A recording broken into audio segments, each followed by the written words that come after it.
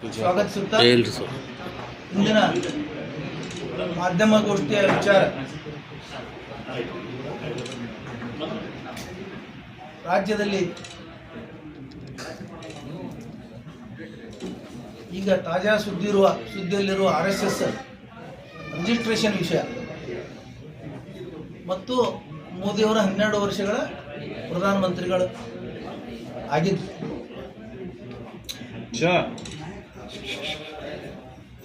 ಸ್ವಲ್ಪ ಹಿಂದಿನವರು ಶಾಂತಾರಿ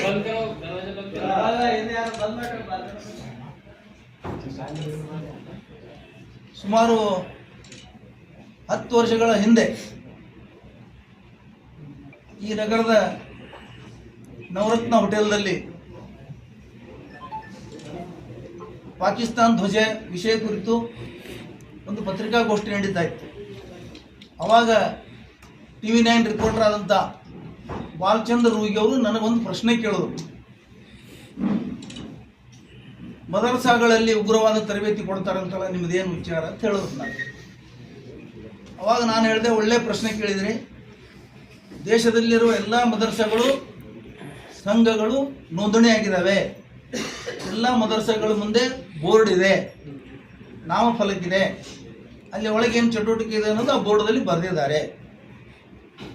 ಮತ್ತು 100 ಸಲ ಪೊಲೀಸರು ಆ ಮದರಸಾಗಳ ಮೇಲೆ ಛಾಪ ಹೊಡೆದು ತಪಾಸಣೆ ಮಾಡಿದ್ದಾರೆ, ಏನೂ ಸಿಕ್ಕಿಲ್ಲ. ಆದರೆ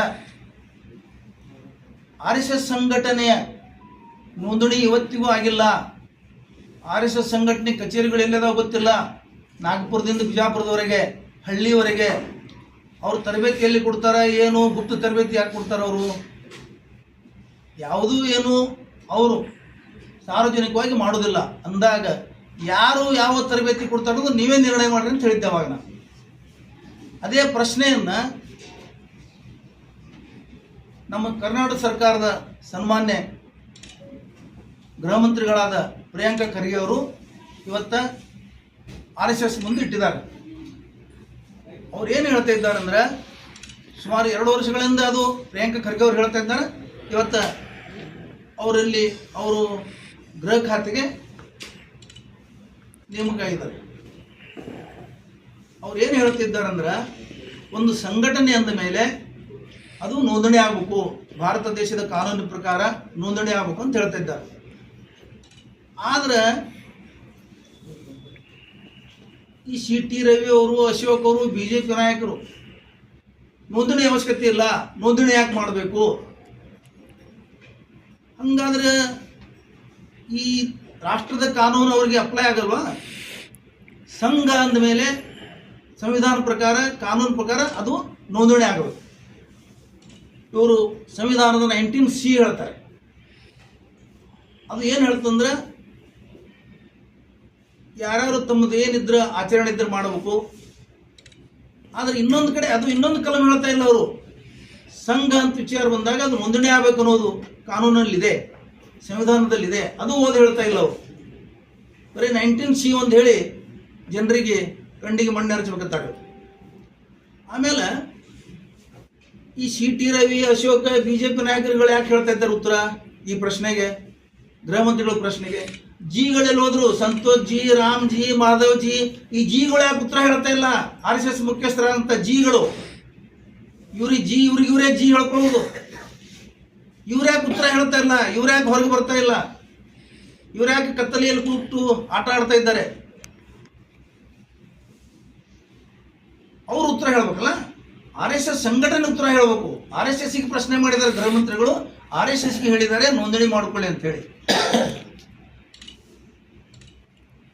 ಅದು ಬಿಟ್ಟು ಇವರು ಉಡಾಪಿ ಮಾತುಗಳನ್ನು ಹೇಳೋದು. ಅವರಪ್ಪ ಗೃಹ ಮಂತ್ರಿ ಇದ್ದಾಗ ಏನು ಮಾಡೋಕ್ಕಾಗಿಲ್ಲ, ಮಗನಿಗೆ ಏನು ಮಾಡೋಕ್ಕಾಗ್ತದೆ ಅಂದ್ರೆ ನೀವು ದೇಶದ ಕಾನೂನಿಗೆ ವಿರುದ್ಧವಾಗಿ ಹೋಗ್ತೀರಿ, ಸಂವಿಧಾನ ಒಪ್ಕೊಳ್ಳೋದಿಲ್ಲ ಅಂತ ಅರ್ಥ ಆಯಿತು. ಸಂವಿಧಾನ ಪ್ರಕಾರ ನಡಿ ಅಂತ ಅವ್ರು ಹೇಳಿದ್ರೆ, ಇವ್ರು ಯಾರು ಹೇಳಕ್ಕೆ ನಾವು ಮಾಡೋಂಗಿಲ್ಲ. ನೀವು ಇವತ್ತಿಗೂ ಸಂವಿಧಾನ ಒಪ್ಕೊಂಡಿಲ್ಲ. RSSದವರು ಈ ದೇಶದ ಸಂವಿಧಾನ ಒಪ್ಕೊಳ್ಳೋಕೆ ತಯಾರಿಲ್ಲ. ನೀವು ಮನುವಾದವನ್ನು ಒಪ್ಪಿಕೊಂಡವರು, ಮನುವಾದವನ್ನು ಆಚರಣೆ ತರಬೇಕಂತ ಹೇಳ್ತಾ ಇದ್ದೀರಿ. ನೀವು ಆ ಉದ್ದೇಶ ಇದೆ ನಿಮ್ಮದು. ಇವರಿಗೆ ವಿಚಾರಗಳು ಡೈವರ್ಟ್ ಮಾಡೋಕ್ಕೆ ನೀವು ಈ ಥರ 12 ವರ್ಷ ಮೋದಿ 12 ವರ್ಷ ಮೋದಿ ಅಂತ ಹೇಳಿ ನೀವು ಮಾಡ್ತಾ ಇದ್ದೀರಿ. RSS ಬೆಳೆದಿದೆ, ಬಿಜೆಪಿ ಬೆಳೆದಿದೆ, ದೇಶ ಬಡವಾಗಿದೆ. ಒಬ್ಬ ಪ್ರಧಾನಮಂತ್ರಿ ನೋಟ್ ಬ್ಯಾನ್ ಆದೇಶ ಮಾಡಿ ಇದು ಫೇಲ್ ಆದ್ರೆ ನನಗೆ ಈ ದೇಶದ ಯಾವುದೇ ಸರ್ಕಲ್ದಲ್ಲಿ ನಿಂದಿಸಿ ಸುಟ್ಟು ಬಿಡ್ರಿ ಅಂತ ಹೇಳಿ ಪ್ರಧಾನಮಂತ್ರಿ ಬಾಯಿಂದ ಬರಂತ ಮಾತುಗಳಾಗಿಲ್ಲ. ಪ್ರಧಾನಮಂತ್ರಿ, ಗೌರವಾನ್ವಿತ ಪ್ರಧಾನಮಂತ್ರಿ ಈ ಥರ ಮಾತಾಡ್ಬೇಕಾ? ಇಂಥ ನಾಚಿಕೆಗೇಡಿನ ವಿಷಯ ಇಲ್ಲ. ಇವು ಫೇಲ್ ಆಯ್ತಪ್ಪ, ಏನು ಮಾಡಿದ್ರಿ? ಫೇಲ್ ಆಗಿದ್ದಕ್ಕೆ ಕರೋನಾ ಬಂತು, ಚಪ್ಪಾಳೆ ಬಾರಿಸಂದ್ರಿ, ತಾಟ ಬಾರಿಸಂದ್ರಿ, ಅಲ್ಲಿ ಫೇಲ್ ಆದ್ರಿ. 20 ಲಕ್ಷ ಕೋಟಿ ರೂಪಾಯಿ ಬೋಗಸ್ ಹಂಚ್ತೀವಿ ಅಂತ ಹೇಳಿ ಸುಮ್ಮನೆ ಒಬ್ಬ ಈ ದೇಶದ ಅರ್ಥಮಂತ್ರಿ 5 ದಿವಸಗಳ ಕಾಲ ದಿನನಿತ್ಯ ಪತ್ರಿಕಾಗೋಷ್ಠಿ ಮಾಡಿ ಯಾವ್ಯಾವ ವಿಭಾಗಕ್ಕೆ ಎಷ್ಟೆಷ್ಟು ಹಂಚ್ತೀವಿ ಅಂತ ಹೇಳಿದ್ರು. 20 ಲಕ್ಷದಾಗ 1 ರೂಪಾಯಿನೂ ಬಿಡುಗಡೆ ಆಗಲಿ. ಒಂದು ದಿವಸನೂ ಇವ್ರು 12 ವರ್ಷನಾಗ ಪತ್ರಿಕೆಗಳ ಮುಂದೆ ಬಂದು ನಾ ಈ ಥರ ಮಾಡಿದ್ದೀನಿ, ನನ್ನ ಸಾಧನೆ ಈ ಥರ ತಿಳಿಯಲ್ಲ. 12 ವರ್ಷ ಪ್ರಧಾನಮಂತ್ರಿ ಸಾಧನೆ ಹೇಳ್ರಿ. ನೀರೂರವ್ರ ಸಾಧನೆ ನೋಡ್ರಿ, ನೀರೂರವ್ರ ಸಾಧನೆ ನೋಡಿ. ಜಗತ್ತಿನ ನಿರ್ಭರ್ಗ ಆಗುವಂತೆ 17 ವರ್ಷಗಳ ಕಾಲ ಆಡಳಿತ ಮಾಡಿದ್ರವರು. ದೊಡ್ಡ ದೊಡ್ಡ ದೇಶಗಳನ್ನು ಬಿಟ್ಟು ಅಲಿಪ್ತ ನೀತಿ ಮಾಡಿ, ಅಲಿಪ್ತ ರಾಷ್ಟ್ರಗಳನ್ನು ಸಂಘ ಮಾಡಿ ಅವರು ಪ್ರಭಾವವನ್ನು ಕುಗ್ಗಿಸಿದ್ರು. USSR, United States of Russia ಅಂತ ಒಬ್ಬ ದೇಶ ಇತ್ತು, ಇವತ್ತು ಕೇವಲ ರಷ್ಯಾ ಆಗಿದೆ ಅದು. ಆಮೇಲೆ ಅಮೇರಿಕಾ, ಇಂಥ ದೇಶಗಳು ಬಿಟ್ಟು ಅಲಿಪ್ತ ನೀತಿ ಮಾಡಿ, ಅಲಿಪ್ತ ರಾಷ್ಟ್ರ ಸಂಘ ಮಾಡಿ ಇವತ್ತು ಜಗತ್ತಿನಲ್ಲಿ ಜಾಗತಿಕವಾಗಿ ಭಾರತದ ಗೌರವವನ್ನು ಹೆಚ್ಚಿಸುವಂಥ ಕೆಲಸ ನೀರೂರು ಮಾಡಿದ್ರು. ಎಂತಿಂಥ ಉದ್ಯಮಿಗಳು ಬಂದು, ಅಣೆಕಟ್ಟುಗಳು ಬಂದು, IIT ಬಂತು, NIT ಬಂತು, AIMS ಬಂತು, ದೊಡ್ಡ ದೊಡ್ಡ ಉದ್ಯಮಿಗಳು ಬಂದು, IIM ಬಂತು. ಶಿಕ್ಷಣ ಕ್ಷೇತ್ರದಲ್ಲಿ ಇವತ್ತು ಜಾಗತಿಕ ಮಟ್ಟದಲ್ಲಿ ನಮ್ಮ ಭಾರತ ದೇಶ ಮುಂದಿತ್ತು. ಅದೆಲ್ಲ ಬಿಟ್ಟು ನೀವು ಕೇವಲ 12 ವರ್ಷ ಮೋದಿ ನೆಹರು ಏನು ಮಾಡಿ, ಸ್ವಲ್ಪ ಪ್ರಜ್ಞೆ ಬೇಕು. ನೆಹರುಗೆ ಮತ್ತು ಮೋದಿಗೆ ತುಲನೆ ಮಾಡಕ್ಕೆ ಪ್ರಜ್ಞೆ ಇಟ್ಕೊಂಡು ಮಾತಾಡಿ. ಮೋದಿ ಅವರು ಪ್ರತಿ ಸಂಡೇ ಮನ್ ಕಿ ಬಾತ್ನಲ್ಲಿ ಯಾವ ದೇಶದ ಉದ್ಧಾರ ಮಾಡಿದ್ರಿ? 370 ವಿಧಿ ಕಾಶ್ಮೀರ ತೆಗೆದಿದ್ದು ಸಾಧನೆ ಡೆವಲಪ್ಮೆಂಟ್ ಆಯ್ತಾ? ರಾಮ ಮಂದಿರ ಕಟ್ಟದ ಕೂಡಲೇ ಇದು ಅಭಿವೃದ್ಧಿ ಆಗ್ತದೆ ದೇಶದ್ದು. ಇನ್ನ 100 ಮಂದಿರ ಕಟ್ಟಿ ದೇಶದ ಅಭಿವೃದ್ಧಿ ಮಾಡಿ.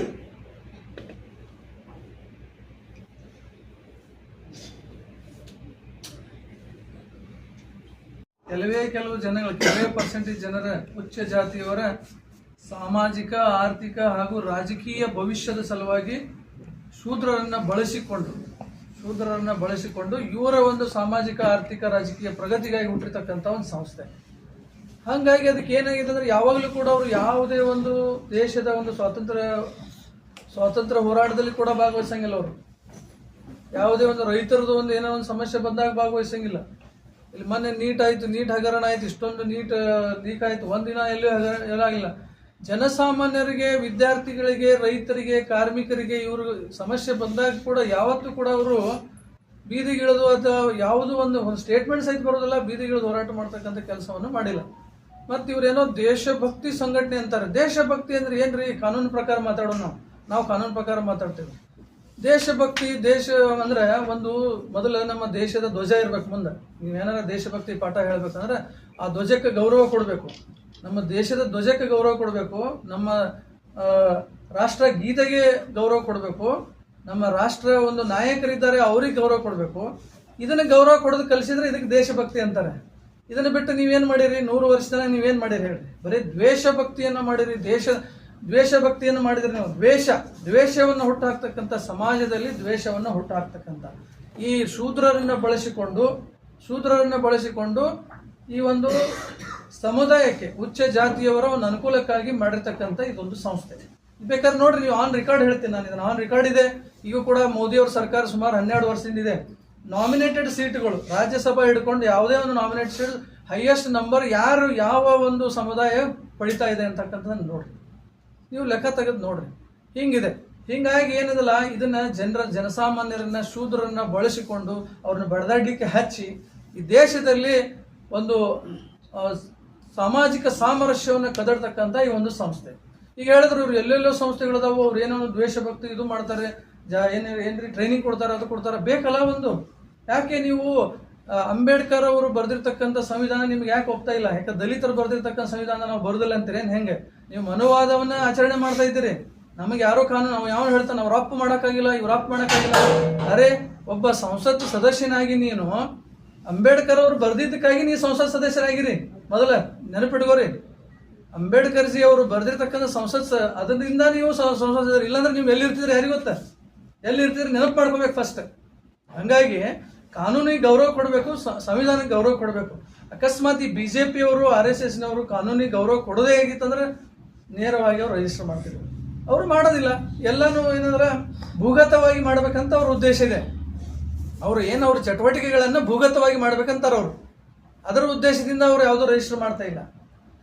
ಹೀಗಾಗಿ ಈಗೇನು ಪ್ರಿಯಾಂಕಾ ಖರ್ಗೆ ಅವರು ನಮ್ಮ ಗೃಹ ಸಚಿವರು ಏನು ರಿಜಿಸ್ಟ್ರೇಷನ್ ಮಾಡ್ಬೇಕಂತ ಏನು ಹೇಳ್ತಾ ಇದ್ದಾರೆ, ಅದು ಸತ್ಯವಾಗಿದೆ, ಕರೆಕ್ಟ್ ಆಗಿದೆ. RSS ಅವರು ಸತ್ಯವಾಗಿದ್ರಂದ್ರೆ, ಈ ದೇಶದ ಪರವಾಗಿದ್ರಂದ್ರೆ, ನೀವು ಒಬ್ಬ ದಲಿತ ಬರೆದಿರ್ತಕ್ಕಂಥ ಸಂವಿಧಾನದ ಅಡಿಯಲ್ಲಿ ನೀವು ಬರಬಾರ್ದು ಅನ್ನುವಂಥ ನಿಮ್ದು ಮನುವಾದ ನಿಮ್ಮ ತಲೆಯೊಳಗೆ ಇರಲಿಲ್ಲ ಅಂದ್ರೆ ಮೊದಲೇ ನೀವು ರಿಜಿಸ್ಟರ್ ಮಾಡಬೇಕು. ಇದನ್ನ ನೀವು ನೋಡ್ಬೇಕಾಗಿದೆ ನಾವು. ಹಿಂಗಾಗಿ ಈ RSS ಅಂತಕ್ಕಂಥದ್ದು ಮುಂದಿನ ದಿನಮಾನಗಳಾದರೂ ಜನರಿಗೆ ಸತ್ಯವನ್ನೇ ಹೇಳಬೇಕು, ಸಾಮರಸ್ಯವನ್ನು ಬೆಳೆಸಲಿಕ್ಕೆ ಏನಾದರೂ ದೇಶ ಸೇವೆ ಮಾಡುವ ಉದ್ದೇಶ ಇದ್ರೆ ಇವೆಲ್ಲ ಇಲ್ಲಪ್ಪ, ಈ ದೇಶದ ಪರವಾಗಿ ಏನೂ ಇಲ್ಲೇ ಇಲ್ಲ ಅಂದಮೇಲೆ ಇದು ಹೆಂಗೆ ದೇಶಭಕ್ತಿ ಸಂಘಟನೆ ಆಗ್ತದ್ರಿ? ಹೇಳ್ರಿ, ಆನ್ ರೆಕಾರ್ಡ್ ಹೇಳ್ರಿ. ಸುಮ್ಮನೆ ಅವ್ರು ಬಾಯಿ ಹಾರಿಕೆ ಬೊಮ್ಮಾಯಿ ಹೇಳ್ದ, ಅವ್ನು ಹೇಳ್ದ, ಸುಮ್ಮನೆ ಬಾಯಿ ಅದ್ಯಾಕೆ ರಿಜಿಸ್ಟರ್ ಮಾಡ್ಬೇಕು, ಇದ್ಯಾಕೆ ರಿಜಿಸ್ಟರ್. ಮೊನ್ನೆ ಒಂದಿಷ್ಟು ಜನ ಮುಸ್ಲಿಂ ಸಂಘಟನೆಗಳು ಹೇಳ್ದು, ಈ ಗೋವನ್ನು ರಾಷ್ಟ್ರೀಯ ಪ್ರಾಣಿ ಅಂತ ಘೋಷಿಸ್ರಿ, ಅದನ್ನ ಯಾರು ಕಡಿತಾರೋ ಅವ್ರಿಗೆ ಯಾರು ಇದು ಹತ್ಯೆ ಮಾಡ್ತಾರೋ ಅದನ್ನ ಶಿಕ್ಷೆ ಕೊಡ್ರಿ ಅಂತ ಹೇಳಿದ್ರೆ ಅದನ್ಯಾಕೆ ನಾವು ಮಾಡ್ಬೇಕು? ಅದನ್ನ ಮಾಡೋ ಅವಶ್ಯಕತೆ ಇಲ್ಲ. ಅಂದ್ರೆ ಏನು, ಇವ್ರಿಗೆ ಶಾಂತಿ ಬೇಕಾಗಿಲ್ಲ, ಸಾಮರಸ್ಯ ಬೇಕಾಗಿಲ್ಲ. ಸುಮ್ಮನೆ ಈ ಗೋವಿನ ಹೆಸರಿನೊಳಗೊಂದಿಟ್ಟು ರಾಜಕೀಯ ಮಾಡೋನು, ಹಿಂದೂ ಮುಸ್ಲಿಂ ಒಳಗೊಂದು ರಾಜಕೀಯ ಮಾಡೋನು, ರಾಜಕೀಯ ಮಾಡೋ ಸಲುವಾಗಿ ಅವ್ರ ಟಾಪಿಕ್ ಬಂದಾಗಿಬಿಡ್ತಾವ. ಗೋವನ್ನು ರಾಷ್ಟ್ರೀಯ ಪ್ರಾಣಿ ಮಾಡಿಬಿಟ್ರೆ ಇವರೆಲ್ಲರೂ ಗೋ ಕಡಿದನ್ನು ಬಂದ್ ಮಾಡಿದ ಕಾನೂನು ಪ್ರಕಾರ ಬಂದ್ ಮಾಡಿಸಿದ್ರೆ ಇವ್ರ ಪಾಲಿಟಿಕ್ಸ್ ಬಂದಾಗ್ತೈತಿ. BJP RSSನವ್ರು ಪಾಲಿಟಿಕ್ಸ್ ರಾಜಕೀಯನೇ ಬಂದಾಗ್ತೈತಿ.